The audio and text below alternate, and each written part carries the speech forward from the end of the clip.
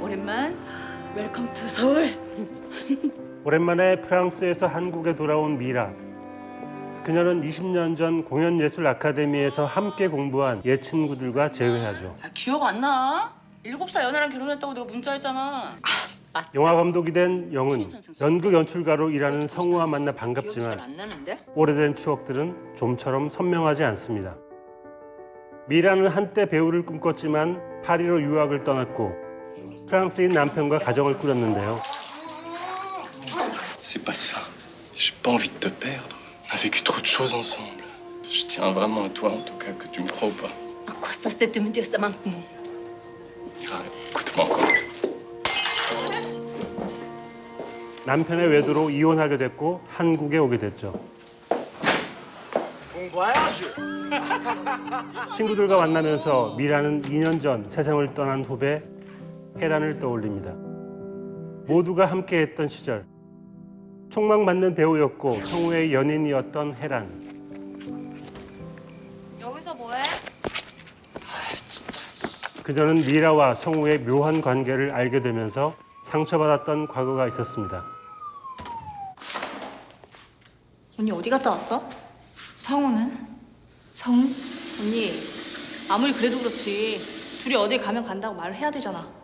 헤란에 대한 기억을 비롯해 남편과의 일상까지 미라는 시공간을 넘나드는 아주 특별한 경험을 시작합니다. Mira, 꿈과 현실, 과거와 현재, 우리도 같은 맘이야? 언니 말을 해보라니까. 같은 맘이야? 무의식과 기억의 세밀한 교차, 대화 뒤에 감추어진 심연의 이야기를 따라가는 여정. 누나 일부러 그러는 거예요? 프랑스 여자. 네, 이번에 이야기 나눌 영화는 프랑스 여자입니다. 네. 일단 이름 자체가 좀 고혹적이고요. 프랑스 여자 하면 편견이 있잖아요. 한쪽에 와인잔을 들고 한쪽에 담배를 물고 있을 것 같은 그런 여자를 떠올린다는 이야기가 제 편견은 아니고요. 영화에 나오죠. 그러면서 영화에 등장하는 그 역을 맡은 사람이 이제 김호정 씨인데 실제로 이제 역시 김호정 씨한테 여쭤봤더니 그런 얘기 굉장히 많이 들었대요. 실제로 배우의 이제 김호정 씨의 이미지가 약간 프랑스 이미지? 우리가 네. 보통 통념적으로 갖고 있는 그런 이미지인데 극 중의 인물조차도 사실은 그쪽에서 굉장히 이질감을 느끼고 이방인적인 어떤 느낌을 가진다는 것이 네. 영화에서 이제 굉장히 중요한 설정이죠. 근데 전 김호정 씨가 불어를 너무 잘하시던데요. 네. 그래서 프랑스 정말 살고 오셨던 아니랍니다. 아니에요? 네, 이걸 위해서 막 정말 힘들게 하셨다는데. Est-ce que vous avez du feu? Oui. Merci, bonne soirée. Bonne soirée. 그 제스처하며 프랑스 특유의 약간 그 발음하며 파리라고 안 하잖아요. 키 이러죠. 네. 네. Il bien souvent à Paris. 그래서 그 느낌이 너무 프랑스 여자 같은 말하자면 그런 느낌이어가지고 저 정말 살고 오신 줄 알았습니다. 사실 한국 영화가 굉장히 강점이 있는 분야가 있는데 그게 뭔가 하면 이제 리얼리즘 쪽이라고 저는 생각을 하는데요. 반면에 이제 굉장히 모던한 감각을 자랑하는 영화들이 있는데 그쪽으로는 좀 약한 편이거든요. 네. 그런 면에서 이 프랑스 여자는 굉장히 모던하고. 모던이 뭐예요? 저 모던 잘 몰라서. 네, 제가 뭐 말하는 그 모던이라는 것은 이제 스타일에 관한 부분일 수도 있고요. 네. 또 한 가지는 문예사조적인 측면도 있어요. 실제로 네. 영화가 그런데 네. 모더니즘이라는 것은 어떻게 보면 리얼리즘에 대한 반반으로 나오게 그렇죠. 된 것이지 않습니까? 그러니까 어떤 현실을 다루거나 그것을 양식적으로 다루는 데 있어서 보여주는 어떤 특징 같은 것일 텐데 네. 이 영화에서는 이제 그런 리얼리즘 이후에 나온 그 모더니티의 특징을 사실은 영화가 갖고 있다. 네. 이렇게 간단히 설명할 수 있을 것 같고요. 어쩌면 이 영화는 레퍼런스가 되게 중요한 영화인 것 같아요. 레퍼런스가 굉장히 많이 등장하는데 아, 참, 너 저번 영화 잘 봤다. 사람들이 연극을 했던 사람이고 연극을 또 올리는 사람이기도 하고 영화를 찍는 사람이기도 하기 때문에 누나 이 연출가 좋아하지. 빈 공간. 뭐 피터 브룩에 대한 이야기라든지 장혜란 선배가 하는 엠마 보고 저도 배신이 꼭 하고 싶었거든요. 헤럴드 핀터라든지 뭐 지앤 짐이라든지 그런 식의 이야기들이 사실 영화와 무관하지는 않습니다. 그 영화와 무관하지 않은 근대성, 모더니티 같은 것들도 어쩌면 말씀하신 것과 상관 있는 것 같습니다. 극 중에 이제 헤럴드 핀터의 배신이라는 작품이 계속 나오게 되는데 이 배신이라는 거 사실 다시 우리에게도 알려지게 된 이유가 영화 그 박하사탕이라는 영화를 보면 거꾸로 시간이 진행되잖아요. 그렇죠. 네, 네. 그런 쪽으로 이미 그 이전에 만들었던 굉장히 유명한 작품이에요. 이 영화의 방식 자체가 이제 이야기를 굉장히 파편화하게 되는데 영화를 보다 보면서 느끼는 것은 도대체 무슨 일이 일어난 것이고 이게 왜 이렇게 어려워야 되는 건가라고 생각하겠지만 다 보고 나면 사실은 이런 파편화된 것을 다룰 수밖에 없는 그런 설정이었었고요. 네. 또 한 가지는 뭔가 하면 이렇게 파편화된 것이 사실상 주인공인 미라의 심리 상태이거든요. 네. 언니! 그렇게 경계선상에 서서 미라라는 사람의 특색은 내가 프랑스에 있을 때는 한국에 있는 것 같고 서울에 오면 여기가 서울이 아니라 프랑스인 것 같고 이런 걸 느끼는 이 경계선상에서 굉장히 불안한 경계인이라는 특성이 있게 되는 건데 그것을 이런 파편화된 서사를 통해서 이 심리 묘사라는 게 사실상 이 영화의 거의 전부인 것처럼 보이는 거죠.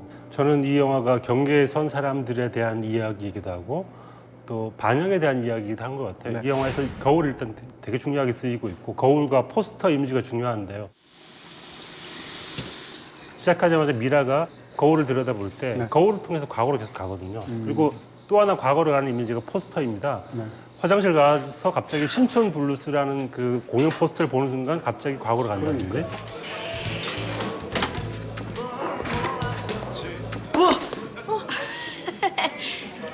아 늦어서 미안. 혜란이랑 콘서트 보고 오느라. 콘서트? 얘기 안 했나?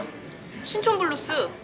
디아스포라라는 전시의 포스터를 보는 순간 과거로 간다든지 어쩌면 이 미라라는 사람은 현실에 있다가 작은 창문 같은 곳 혹은 포스터나 거울 같은 곳을 통해서 계속 과거와 현실을 왔다 갔다 하는 존재처럼 그려지고 있는 것 같아요. 그 야구소녀 같은 영화는 이제 뭐라고 그럴까요? 이렇게 굉장히 영화가 정조나 어떤 이야기 서사나 이런 것들이 단일하게 가는 그러면서 우리에게 감동을 주는 스타일의 영화라면 이 영화는 막 분산이 되어 있고 사실은 들어있는 얘기들이 굉장히 많아요. 레퍼런스도 많고 대사도 심지어는 굉장히 빠르지 않습니까? 네. 이 멋진 영화는 사실은 한 번 더 보시면 영화가 굉장히 달리 보일 것이다 이런 말씀을 드리게 되는데 네. 대표적으로 이런 거예요. 영화 속에서 이제 등장하는 수많은 것들이 있는데 예를 들면 아까 어떤 덕수궁에 가보게 되니까 디아스포라라는 것 자체도 영화랑 굉장히 깊게 연관이 그렇죠. 되어 있죠. 이 전시가 끝났어요. 전시는 오늘 없나요? 디아스포라 전시는 저번 주에 끝났습니다. 방해가 안 되시면 좀 둘러보면 안 될까요? 지금 그림도 다 빠지고 해서 보실 게 하나도 없는데요. 빈 공간이라서요. 그냥 빈 공간을 좀 보고 싶어서요. 그때 빈 공간이라는 것은 그녀의 심리 상태하고도 관련이 있지만 다른 한편으로는 이전에 성우가 그녀가 프랑스로 떠날 때 책을 선물해 줬는데 Empty Space. 그렇죠. 그 책 제목이 빈 공간이란 말이에요. 그러니까 빈 공간을 보고 싶다라고 말을 할 때 그 말은 중의적인 의미가 있는 거죠. 이런 식으로 영화에 빼곡하게 들어가 있는 부분들이 있어서 사실상 한 번 더 보시면 더 흥미롭게 보이는 부분들이 많다 네. 이렇게 얘기할 수 있습니다. 그 빈 공간에서 또 과거로 간 다음에 성우와 헤란과 미라와 관계에서 맞아요. 어떤 일이 일어나는데 실제인 것 같았어요. 걱정했잖아. 너 혜란이랑 사귀는 거 맞아? 뭐? 정은아 그만해. 혜란이랑 사귀는 애가 왜 미라 언니랑 여행을 가는데? 여행? 누나 얘기하지 마. 내가 가자 그랬어. 내가 누나 좋아해서 같이 바다 보러 가자고 했어. 걱정하지 마. 나 프랑스로 곧 유학 가. 그래서 잠깐 바다 보러 갔다 온 거야. 그뿐이야. 누나 그게 무슨 말이야? 미안해. 얘기하려고 했어. 둘이 잤어?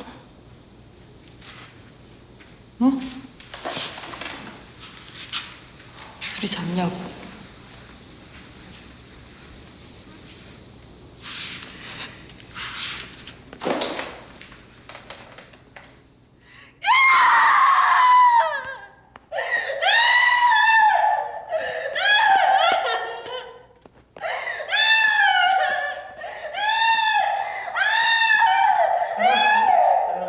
야 우리 잠깐만 쉬자.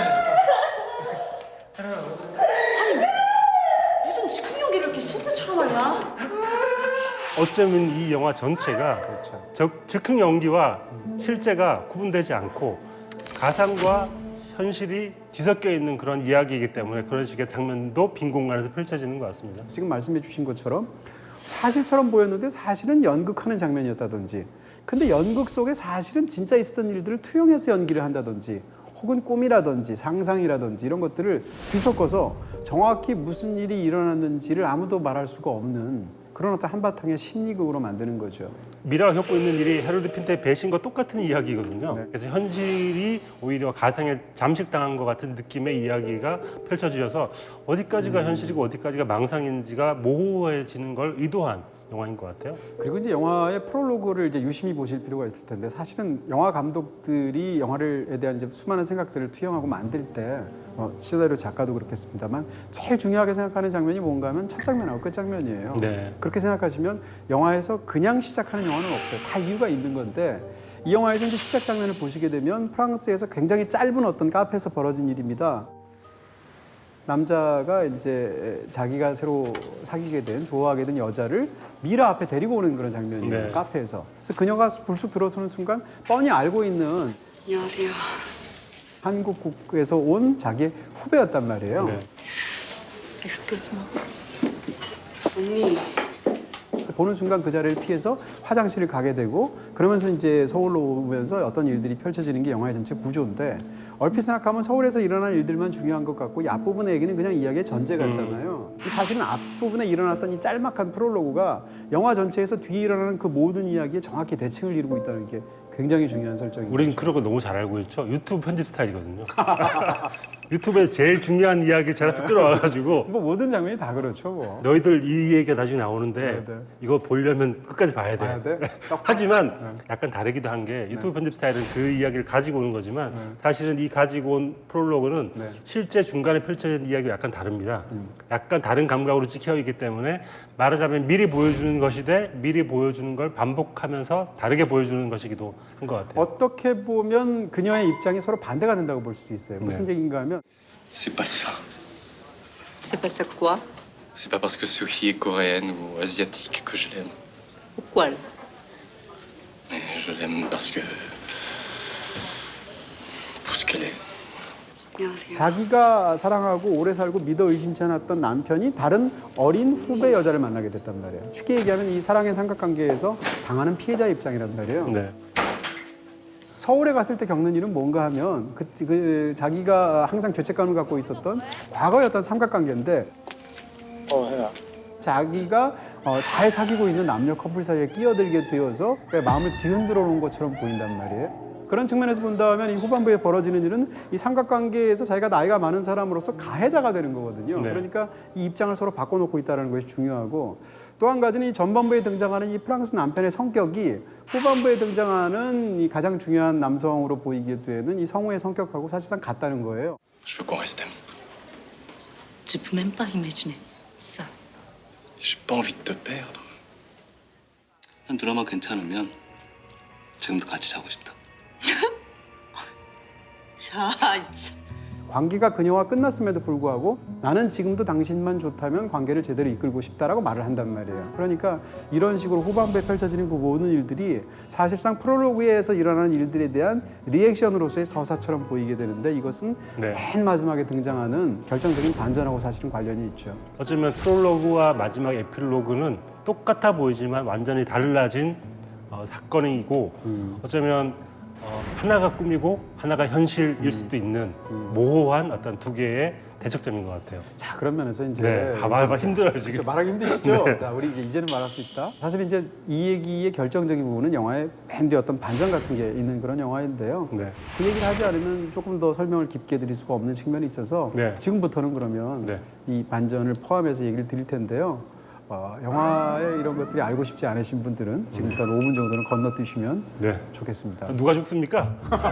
죽은 사람 얘기 좀 해줘봐요. 귀신이 누구야? 이래야 되는 거 아니고요. 네. 영화를 다 보시게 되면 사실상 이 미라는 서울에 간 적이 없는 거죠. 적어도 지금 시점에는 서울에 간 적이 없고요. 그렇게 그 곤혹스러운 현장을 피해서 화장실을 가게 되고 그때 마침 시간대가 달랐던 서울에서 문자를 보내왔었고 그 문자를 보는 순간 과거의 일들을 떠올리다가 사실상 파리에서 있었던 어떤 테러 사건이 터지게 되고 네. 그러면서 이 건물의 잔해 속에 깔리게 되는 거죠. 깔린 상황 속에서 이제 이 비몽사몽된 그런 상황 속에서 과거 기억을 떠올리기도 하고 혹은 꿈속에서 그 기억이 변주가 되기도 하고 혹은 잊지 않았던 일들을 상상하기도 하면서 펼쳐지는 내용이 영화의 이야기인 거예요. 네. 그러니까 어떻게 본다면 파리에서 있었던 이 테러 사건이 그녀의 마음속에서 일어난 심리적인 재난을 은유한 것처럼 보이기도 하지만 실제로 벌어진 사건이기도 한 것이죠. 한국 소설 중에 성석재 작가님이 쓰신 내 인생의 마지막 5초라는 작품 보면 그 떨어지는 순간 떨어지는 5초 동안 그 이야기들이 다 펼쳐지거든요. 소설이잖아요. 네. 그 어쩌면 생과 사의 갈림길 속에서 마지막 자신을 정리하는 어떤 머릿속에 뇌의 어떤 이미지들을 하나씩 풀어헤쳐서 보여주는 한 편의 긴 영화라고 볼 수 있을 것 같습니다. 그렇습니다. 근데 영화 속에서 이 미라는 상실한 게 많아요. 남편을 상실했죠. 아버지가 죽었죠. 기르던 고양이도 죽었지 않습니까? 네. 그리고 과거에 죄책감을 갖고 있는 친구인 헤란도 죽었어요. 그런 어떤 미라의 마음을 사실은 굉장히 모던한 방식으로 이 영화가 시종일관 풀어내고 있는 거죠. 미라가 미라 자신의 고통을 기억하는 것이기도 하지만 아주 다양한 사람들의 고통을 대변해주는 마치 야구 소녀의 그 네네. 주수인이 수인처럼. 누군가를 대변하는 것처럼 그런 느낌이 있는 게요. 죽은 헤란에게 미안한 마음 같은 게 있는데 네. 그 미안함을 혼자 대신 알아주는, 대신 아파해주는 사람이기 때문에 갑절의 고통 같은 것들이 이 미라에게 있었던 것이고 그 모든 고통들이 그 짧은 한순간에 갑자기 물밀듯이 밀려오는 것 같습니다. 사실 이제 반전을 보면 이 모든 게 그러면 상상이고 꿈이고 혹은 이 섞였던 그런 것이란 말이야? 라고 이제 우리가 알게 되는데 그걸 되짚어보면 사실은 이 영화에 복선이 굉장히 많았어요. 예를 들면 서울 가서 내내 등이 아프거든요. 어디 좀 안 좋으세요? 자다가 놀라서 일어났나 봐요. 담 들린 것 같네. 등 왜 아프냐? 건물 잔해에 깔려있기 때문에 등이 아픈 거예요. 이런 식으로 굉장히 많은 어떤 설정들이 있는데 그것 자체로 중요하다기보다는 이 두 가지 어떤 세계의 이런 것들의 관계를 보여주는 그 네. 경계선상에서 기억이 가물가물한 그녀의 심리 속으로 파고드는 네. 이런 것들이 영화에서 진짜 중요하게 느껴지는 거죠. 자, 이제 최고의 장면하고 이제 최고의 한 줄 평, 네. 한 줄 네. 이야기해 주셔야 되는데요. 제가 이제 가장 인상적인 장면은 이 영화는 뭐야라고 말하기가 굉장히 어려운 영화예요. 그런 것을 보여주는 어떤 풍부함이 참 좋은데 모호함 같은 거. 네. 영화의 거의 마지막 장면쯤에 나오는 장면인데 실제로 이제 프랑스와 트루포의 대표작 중에 하나인 듀렌짐이 나오잖아요. 네. 노르망디 쪽 가면 정말 멋진 곳이 있는데. 강이 흐르는 곳에 있는 동네인데 풍차가 있는 집이 있어. 줄이랑 그 근처를 지나간 적이 있거든. 뭔가 익숙한 거야. 어디선가 본 것 같은. 줄이 보더니 여기 듀렌짐 찍었던 장소였던 것 같다고 하잖아. 근데 듀렌짐도 역시 삼각관계 얘기잖아요. 그렇죠. 근데 그 장소에 주인공 커플이 갔다가 거기서 이제 보트놀이 하는 장면이 중간에도 나오고 마지막에 이제 직접적으로 나오기도 하는데 네. 이 영화에서 어떻게 보면 전체를 통틀어서 이 주인공인 미라가 가장 행복했던 시절이 바로 그때처럼 보이는데 그때 두 사람은 정말 사랑한 것처럼 보인단 말이에요. 네. 그러니까 이 아까 던졌던 그 화두를 포함해서 이 영화에서 무엇도 이 그녀가 무엇이다라고 정확하게 말하기 어려운 부분들이 있는데 네. 그것을 어떻게 보면 영화가 갖고 있는 신비를 통해서 잘 보여준 네. 그런 멋진 장면처럼 느껴집니다. 오해하실 수 있을 것 같아서 제가 첨언하자면 쥐렌짐은 쥐라고 N하고 짐의 삼각관계가 아니고 쥐라고 짐이라는 두 남자 사이에서 이게 있었던 무슨 과거에 무슨 로미오는 읽었고 줄리엣은 안 읽었다는 스타일의 네. 그런 농담 같아요. 자, 최고의 한 줄은요. 네. 넘어가겠습니다. 네. 편집하겠지? 제 최고의 한 줄은 오늘 대사 하나 꼽아왔는데요. 네. 미라 아빠가 했던 말 중에 네. 사람은 자기 선을 잘 그리고 살아야 한다. 아빠가 항상 얘기했었잖아. 사람은 자기 선을 잘 그리고 살아야 한다고.